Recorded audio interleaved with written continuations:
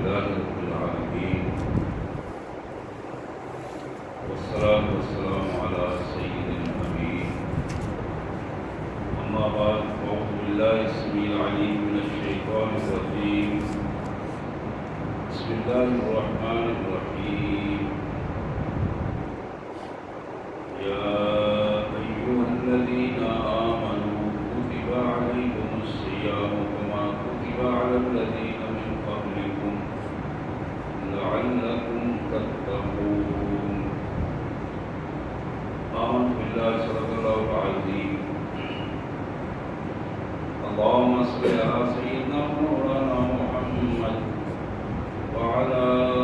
آل سيدنا مولانا محمد وبارك وسلم اللهم صل على جميع الأنبياء والمرسلين وعلى الملائكة المقربين وعلى سائر الصحابة والتابعين وعلى عباد الله الصالحين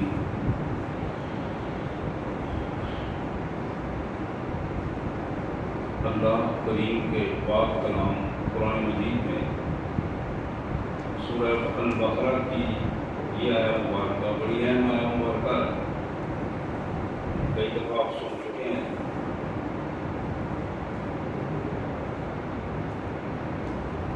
اس کا مفہوم اس طرح ہے کہ اے ایمان والو، تم پر روزے فرض کیے گئے ہیں اس طرح جس طرح تم سے پہلے لوگوں پر فرض کیے گئے۔ ممکن ہے لعلہم، ممکن ہے اس سے تم فائدہ اٹھاؤ اور تمہارے اندر تقویٰ پیدا ہو۔ گنتی کے یہ چند دن ہیں، اگر تم میں کوئی بیمار ہو یا سفر پہ ہو تو وہ روزہ چھوڑ کر باقی دنوں میں جب اس کی طبیعت ٹھیک ہو سفر سے واپس آ جائے باقی دنوں میں پورا کر لے۔ اگر کوئی اس سے بھی کمزور حالت میں ہے، روزہ نہیں رکھ پا رہا، تو پھر وہ ایک فرد کو روزہ رکھوا لے، اس کا کھانے پینے کا سحری افطاری کا خرچہ برداشت کرے اور اللہ کی رضا کے لیے اس کو روزہ رکھوائے گا، اللہ تبارک و تعالیٰ اس کے روزے کا کفارہ بنا دیں گے۔ لیکن اس کے باوجود وَأَن تَصُومُوا خَيْرٌ لَكُمْ إِن كُنتُمْ تَعْلَمُونَ، اگر یہ بات تمہاری سمجھ میں آ جائے تو پھر حقیقت یہ ہے کہ روزہ رکھنا ہی سب سے بہتر ہے۔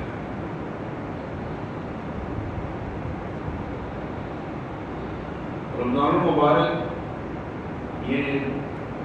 دوسرا اشرا شروع ہو چکا ہے، الحمدللہ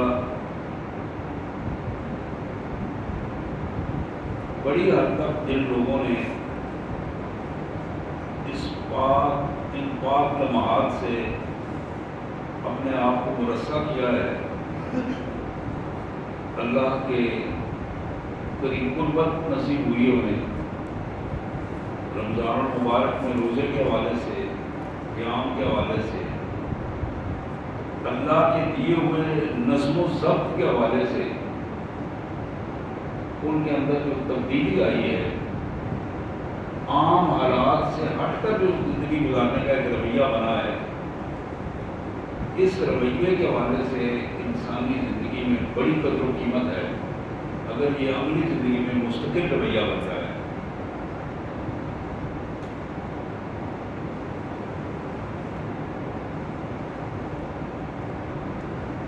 جب ہم روزے کے مقاصد کو تعین کرتے ہوئے اس پہ غور کرتے ہیں تو ہمیں عام حالات میں بھی دو چیزیں سامنے آتی ہیں۔ کوئی کام بھی جب کرنا ہو اس کے دو پہلو بڑے اہم ہیں، ایک یہ ہے کہ وہ کام کیوں کیا جا رہا ہے، اس کا مقصد کیا ہے، دوسرا پہلو یہ ہے کہ اس کام کی حیت کیا ہے، شکل کیا بنتی ہے، کس طرح اس کا اسٹرکچر کیا ہے، کس طرح اس کو کرنا ہے۔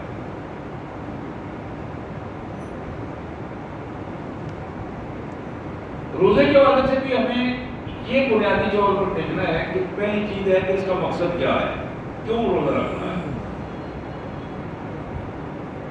دوسری چیز یہ ہے کہ اس روزے کی جو خاص ایک شکل ہمیں بتائی گئی ہے، روزے کا جو ایک اسٹرکچر بنا کے ہمارے سامنے رکھا گیا کہ اس طریقے پر تم نے روزہ رکھنا ہے، اس کی کیفیت کیا ہوگی؟ کیا وہ اسٹرکچر ہی اہم ہے یا اس کا مقصد اہم ہے؟ اگر ہم اپنی دنیاوی زندگی میں دیکھیں، کھانا ہر شخص کے لیے اس کی زندگی کو چلانے کے لیے بڑا اہم ہے۔ کھانے کے لیے طریقہ کار الگ ہے اور کھانے کا مقصد ایک الگ چیز ہے۔ کھانے کا مقصد یہ ہے کہ انسانی جسم جو ہے اس کو غذا ملے اور اس غذا کا صاف ستھرا خون بنے اور وہ خون پورے جسم پہ دوران خون کی پوزیشن بنائے اور پورا جسم جو اسے طاقت ملے، اسے قوت ملے اور انسان چلتا پھرتا نظر آئے۔ اور اس کا اسٹرکچر یہ ہوگا، کھانے پینے کا جو طریقہ کار ہے، کھانا لایا ہے، اس کا نوالا بنایا ہے، نوالا بنا کر منہ میں رکھا ہے، اس کو چبایا ہے اور پھر الگ سے نیچے اتارا ہے۔ یہ ظاہری طور پر یہ چار چیزیں، نوالا بنایا ہے، منہ میں رکھا ہے، چبایا ہے اور الگ سے نیچے اتارا ہے۔ اب یہ جو ظاہری علامت ہے، نوالا بنانا، منہ میں رکھنا، چبانا اور گلے سے نیچے اتارنا، یہ چار چیزیں جو ظاہری علامت ہمیں نظر آ رہی ہیں۔ اگر کوئی آدمی یہ سمجھے کہ یہ جو ظاہری علامات چار ہیں، اگر ان کو پورا کر دیا جائے تو مقصد کھانے کا پورا ہو جاتا ہے، اس کے لیے ضروری نہیں کہ کوئی صاف ستھرا حلال پاکیزہ اور درست کھانا ہو۔ ایک آدمی کھانے سے ہٹ کر، راکھ ہے، ریت ہے، کوئی چیز ہے، اسی کو ہی کھانا شروع کر دیتا ہے اور اسی کے لیے وہ چاروں چیزوں سے گزرتا ہے، اس کا نوالا بھی لیتا ہے، منہ میں بھی رکھتا ہے، چبانے کی کوشش بھی کرتا ہے، حلق سے نیچے بھی اتارتا ہے۔ آپ جانتے ہیں کہ وہ کھانا اس کی اصلاح نہیں کرے گا، فائدہ نہیں دے گا، بلکہ الٹا اس کے لیے نقصان کا باعث بنے گا۔ اس کا منہ بھی اندر سے خراب ہو جائے گا، چھالے بن جائیں گے، اس کے منہ سے جو غذا کی نالی ہے میدے تک وہ بھی تباہ ہو جائے گی اور میدا جو ہے وہ بھی تباہ ہو جائے گا۔ بجائے اس کے کہ اس کھانے سے اس کو کوئی تقویت ملے، الٹا اس کے لیے مصیبت بن جائے گی۔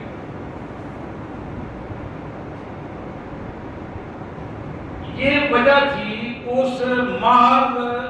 مقصد کو چھوڑ کر اسٹرکچر پر اعتماد کرنے کی۔ اور بالکل اسی طرح کسی بھی حوالے سے آپ دیکھیں گے کہ جب کوئی فرد کسی چیز کی مقصد وجود کو چھوڑ دیتا ہے، اس کے بنائے جانے کا مقصد، حاصل کرنے کا مقصد اگر وہ چھوڑ دیتا ہے تو پھر وہ چیز اسے حاصل نہیں ہوتی۔ میں اس کی دوسری مثال آپ کے سامنے رکھوں گا۔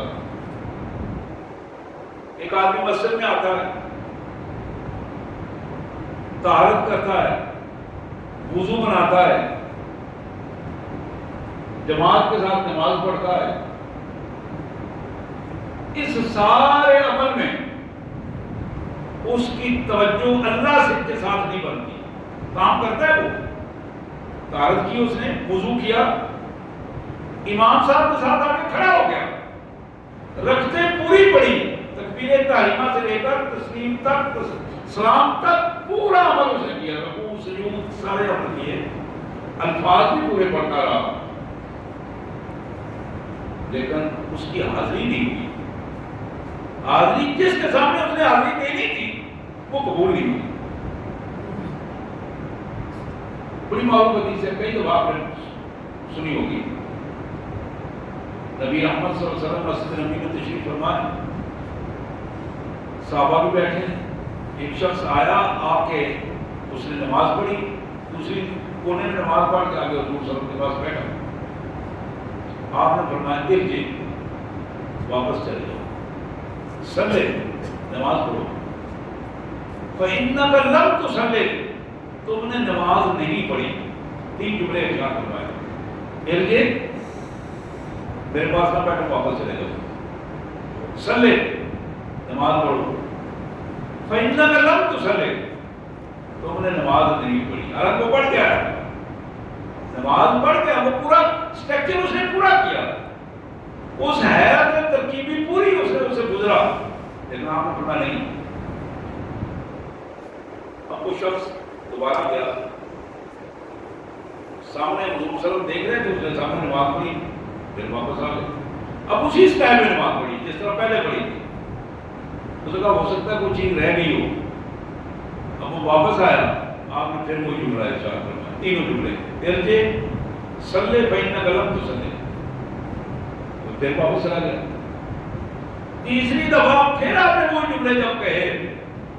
اب اس کے بات سمجھ میں نہیں آئی. اس نے درخواست کی کہ اللہ کے رسول مجھے ارشاد فرمائیے، میری بات سمجھ میں نہیں آئی. میں اپنی طرف سے تو نماز پڑھتا ہوں، لیکن آپ تیسری دفعہ مجھے ارشاد فرما رہے ہیں تو اس کا مطلب ہے کہ میری نماز نہیں ہوئی. آپ نے فرمایا جاؤ، اس طرح قیام کرو جس طرح قیام کرنے کا حق ہے، اس طرح رکوع کرو جس طرح رکوع کرنے کا حق ہے، اس طرح سجدہ کرو جس طرح سجدہ کرنے کا حق ہے. کہ تمہیں ادراک ہو کہ تم اپنے مالک کے سامنے قیام کر رہے ہو، تمہیں اس چیز کا ادراک ہو کہ تم اللہ کے سامنے جھکتے ہوئے رکوع میں ہو، تمہیں اس چیز کا پورا ادراک ہو کہ تم سجدہ اللہ کو حضور کر رہے ہو. جب تم اس انداز میں نماز پڑھو گے، تعدیل ارکان کرو گے، تو پھر تمہاری نماز کی قیمت ہوگی. میرے انتہائی واجب احترام بھائیوں، بالکل اسی انداز میں ایک آدمی حج کرتا ہے، یہاں سے چل جاتا ہے، ہزاروں میل کا سفر کرتا ہے،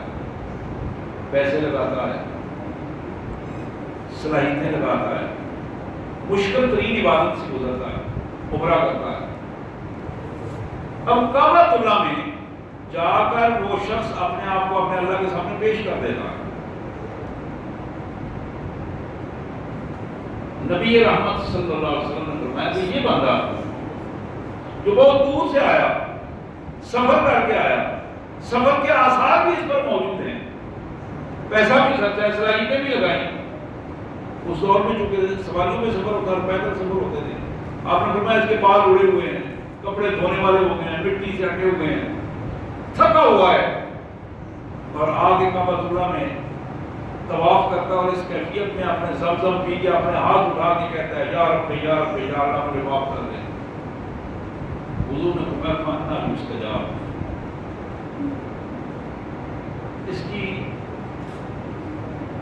یہ حج اور اس کا یہ عبادت کیسے قبول ہوگی، کیسے قبول ہوگی؟ مطعم حرام، اس کا کھانا پینا حرام کرتا،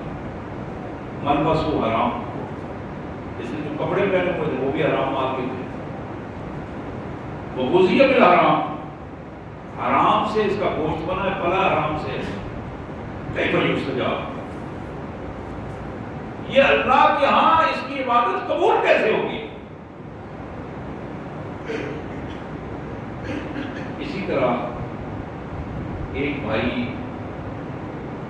اچھا کاروباری بندہ ہے، سال کے بعد زکوٰۃ دینے کی کوشش کرتا ہے. اب وہ زکوٰۃ دیتا ہے، حساب کرتا ہے، لوگوں کو بلا دیتا ہے، بلا کے فوٹو سیشن کرواتا ہے، اس کی تشہیر کرتا ہے، اور پھر مختلف اپنے پسندیدہ افراد کو بلا کر ان کے ہاتھوں سے وہ زکوٰۃ دلواتا ہے، اور میڈیا پہ وہ بات آتی ہے کہ فلاں بھائی نے اتنے لاکھ اتنے کروڑ روپے جو زکوٰۃ ہے وہ دے دی، اتنے لوگوں نے اس سے استفادہ کیا ہے۔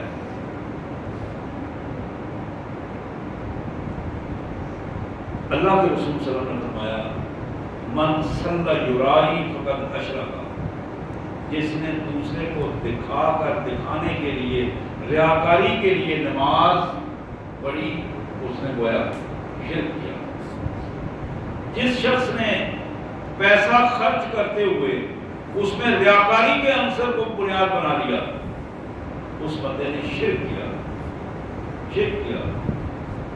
اور شرک وہ ظلم ہے کہ اگر زندگی میں ایک دفعہ بھی جس کی زندگی میں شرک آ گیا،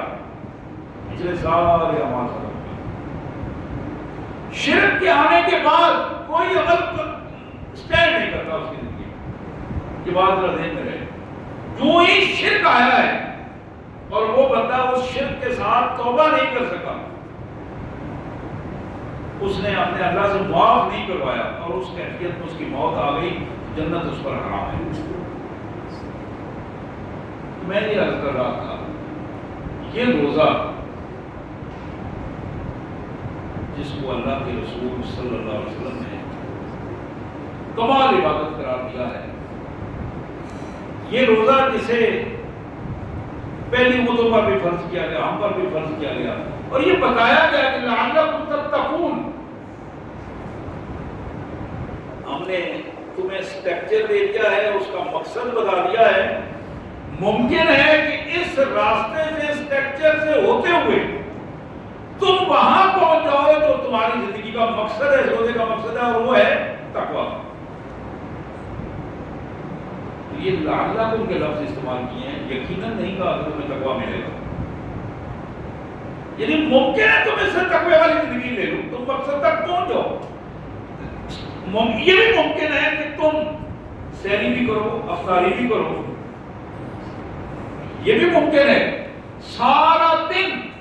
تم روزہ رکھو،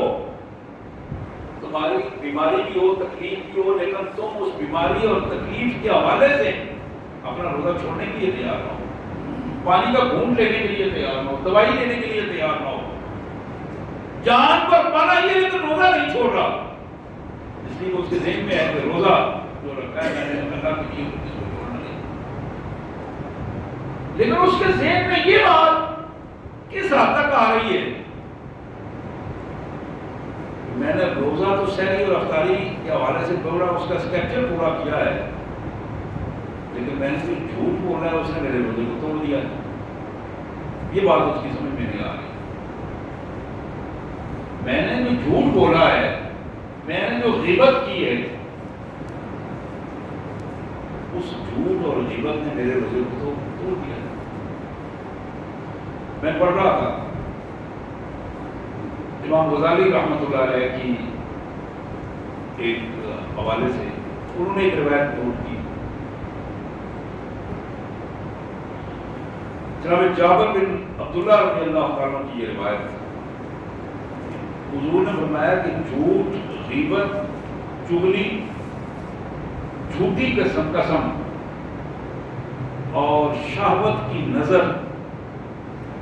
یہ 5 چیزیں ایسی ہیں جو انسان کا روزہ توڑ دیتی ہے۔ میں پھر گنوا رہا ہوں، یہ میرے لیے بھی بڑی اہم چیز ہے، آپ کے لیے بھی بڑی اہم چیز ہے، میری بہنوں کے لیے بھی بڑی اہم چیز ہے، نوجوان بچوں کے لیے بھی، بزرگوں کے لیے، ہر فرد کے لیے۔ جھوٹ ہے، غیبت ہے۔ جھوٹ کیا ہے؟ خلاف واقع بات کرتی، جس کا وجود نہ ہو وہ کام بات کرتی۔ غیبت کیا ہے؟ کسی کے بارے میں وہ بات کرنی، ذکروں کا اخا کا بما تکرہ، جو اس کے اندر تو موجود ہو لیکن اس کی توہین کی پوزیشن پر جائے، اس کے سامنے اس کا اظہار نہ کیا جا سکے، ذکروں کا اخا کا بما تکرہ، ایسی چیز چغلی، سادہ سی بڑی سادہ سی بات ہے. پھر جھوٹی گواہی، اور پھر شامانی نگاہیں. یہ کیا چیزیں ہیں؟ یہ روزے کو تباہ کر دیتی ہیں، توڑ دیتی ہیں.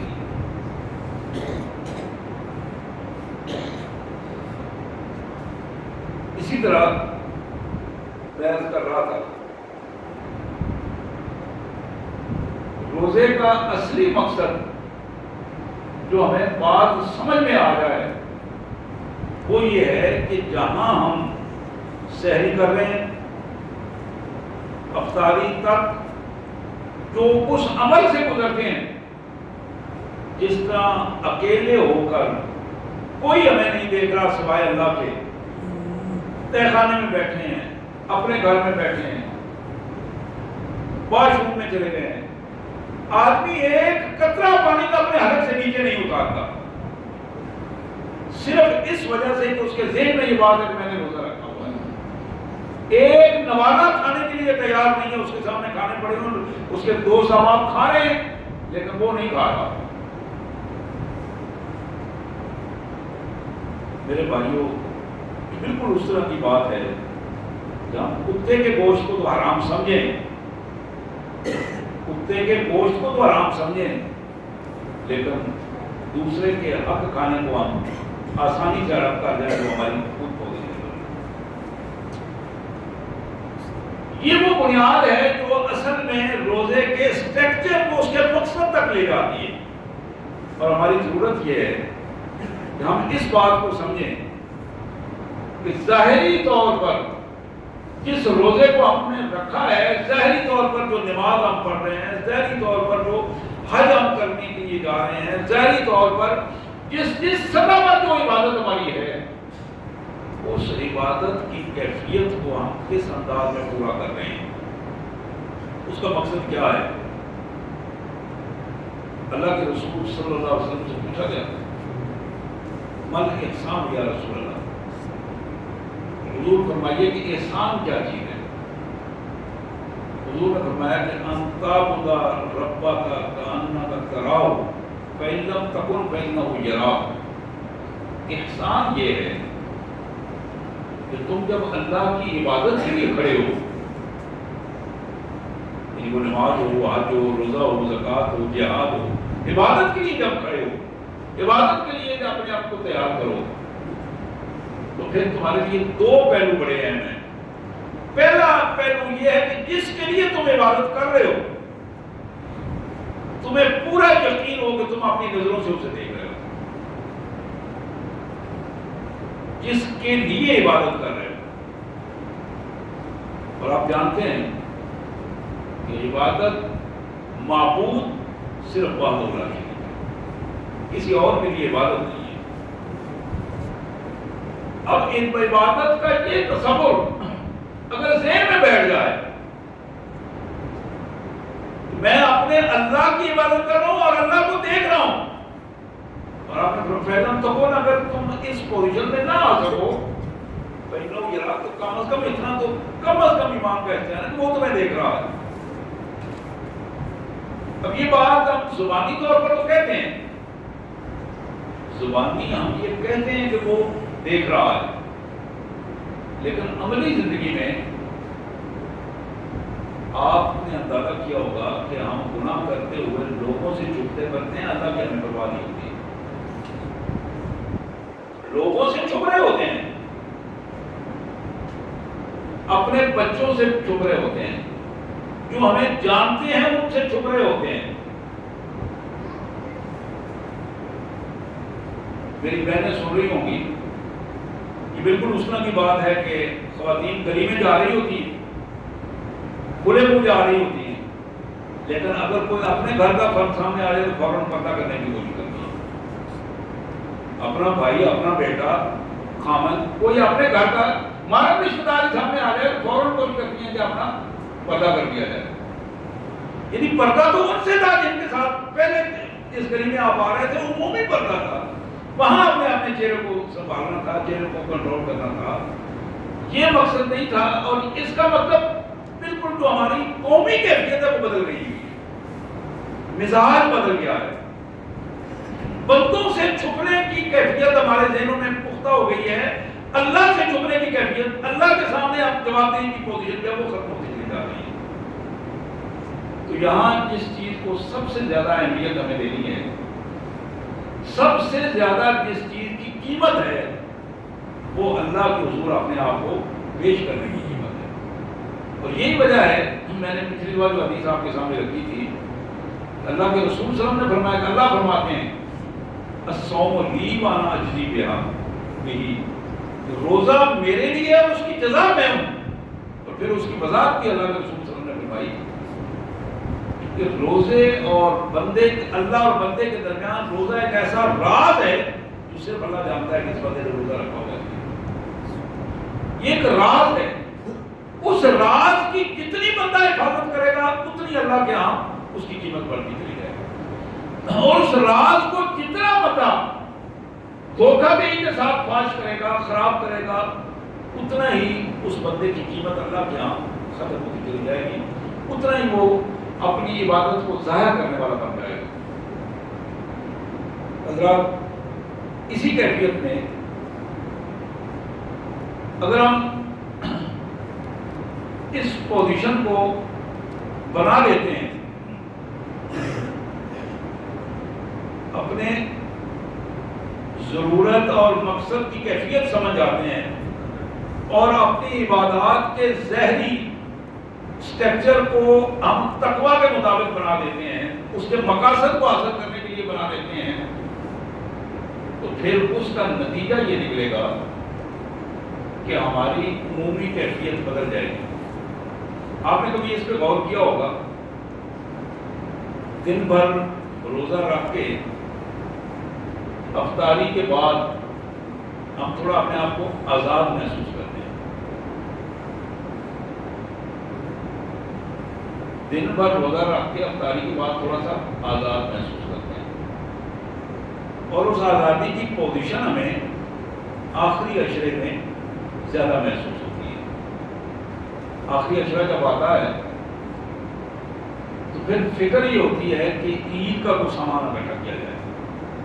اب جو عید کا سامان اکٹھا کرنا ہوتا ہے، دن بھر کا روزہ اور اس دن بھر کے روزے کے ساتھ نمازیں، اور پھر میری ماؤں بہنوں کا اسی عمومی کیفیت میں بازاروں میں نکلنا، اور بازاروں میں نکل کر اپنی ان عبادات کو ذلت اور رسوائی تک تباہ کر دینا، یہ وہ چیز ہے جو بندہ مومن کی عبادات کو جلا کر راکھ کر دیتی ہے۔ بالکل اسی کیفیت میں بڑا متقی دکاندار ہے، حاجی صاحب ہیں، بڑی بڑی داڑھی رکھی ہوئی ہے ماشاءاللہ، لیکن دن بھر روزہ بھی رکھا ہے، دکان پہ کھڑے ہوئے لمحات گزر جاتے ہیں اور ایک جھوٹ کی کوئی گنتی نہیں ہوتی کہ کتنا جھوٹ بول رہے ہیں اور کس انداز میں بولا جا رہا ہے۔ اب انہیں یہ یقین ہے کہ میں نے چونکہ روزہ رکھا ہے، پچھلے گناہ تو معاف ہو گئے ہیں، اب یہ نیا،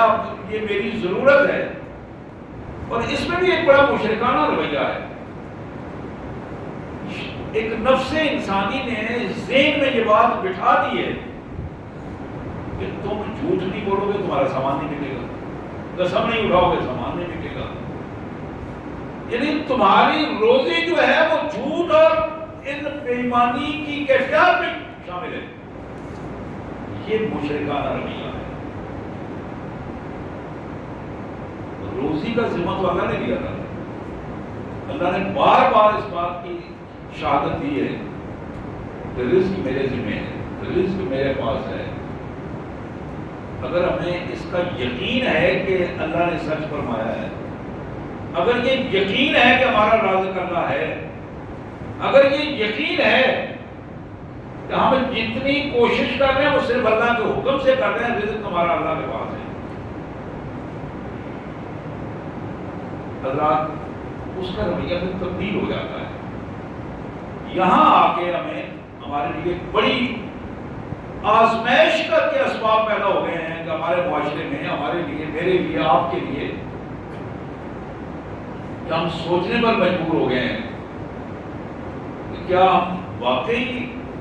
جھوٹ بولنے کے بغیر ہمیں رزق نہیں ملتا؟ بے ایمانی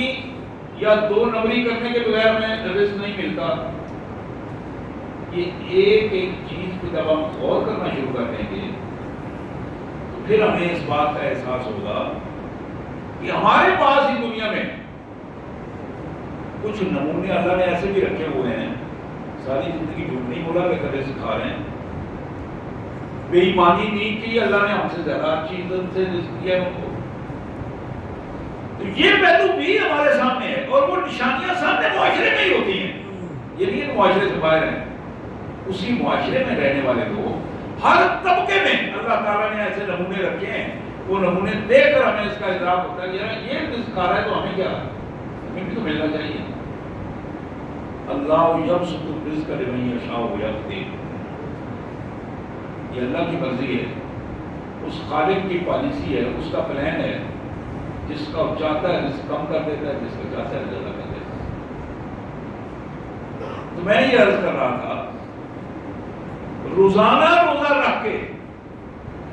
روزانہ تراویح پڑھ کے،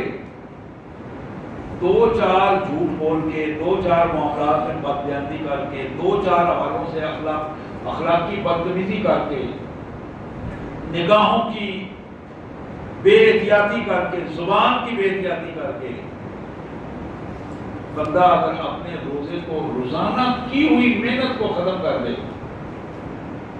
اس کو قرآن مجید نے سورہ آل عمران میں فرمایا کہ تم نے دیکھا اس عورت کو جو رات بھر جاگ کر دن کو محنت کر کے سوت کاٹتی ہے، چرخہ چلا کے سوت کاٹتی ہے، اٹی بناتی ہے، اور پھر اسے ٹکڑے ٹکڑے کر کے ضائع کر دیتی ہے۔ یہ تھوڑی محنت، آپ جانتے ہیں ہماری مائیں بیٹھ کے چرخہ کاٹتی ہوتی تھی اور وہ سوت بناتی تھی، اور اپنے یعنی کتنی محنت کی بات ہے، آرام کو تج کر کے راتوں کو چرخہ چلا کے سوت بنانا، اور پھر اس کو تیار کر کے ٹکڑے ٹکڑے کر کے ضائع کر دینا۔ بالکل قرآن نے اس کی مثال دی ہمارے سامنے،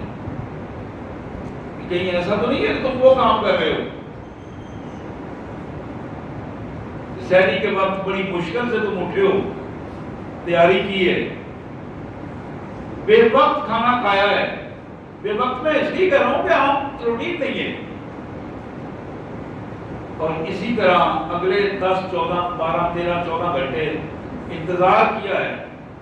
اور پھر جا کے افطاری کی ہے۔ اب اتنی مشکل مراحل سے گزر کر جہاں ہمیں انعام لینا